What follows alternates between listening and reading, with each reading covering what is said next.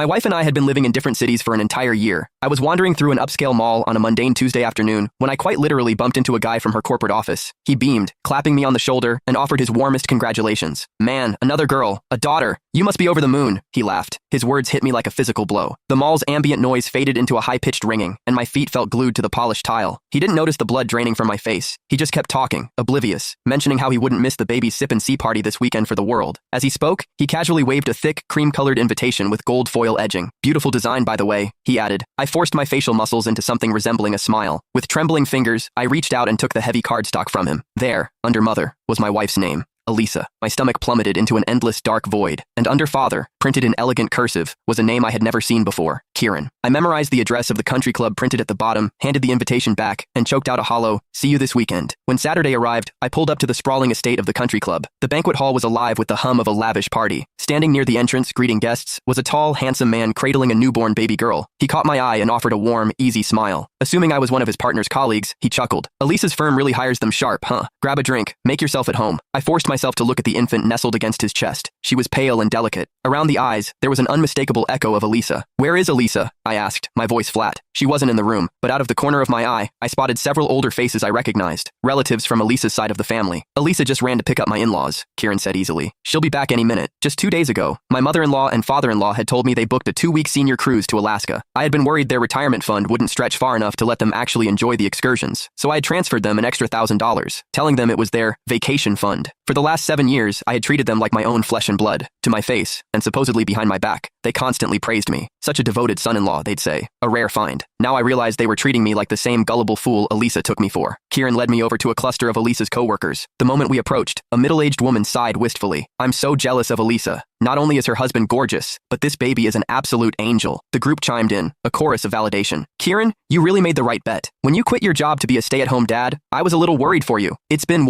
6 years? And you and Elisa are just as obsessed with each other as day one. Now you have this beautiful little proof of it. So happy for you." I had been married to Elisa for 7 years. She had been having an affair with Kieran for over 6. For 7 years, I believed we had the perfect modern marriage. She never lost her temper with me. She told me her take-home pay was around $3,000 a month, and she kept only a small allowance for her coffees and lunches, transferring the rest to our joint account. Every year, she insisted on putting her annual bonus into treasury bonds and mutual funds for our family's future. I had built up quite a nest egg for us, or so I thought. A year ago, she sat me down and pitched a relocation. A corporate assignment in Chicago, she said, that would bump her salary significantly. I agreed. "Elisa is a powerhouse," another coworker was gushing. "Top sales rep every year. Her base salary alone is crazy, and she's pulling in commissions hand over fist. Makes a killing and still treats her husband like a king. Women like that are 1 in a million." The salary she had been transferring to our joint account? That was just her base pay. All her massive commission checks had been funding this alternate life.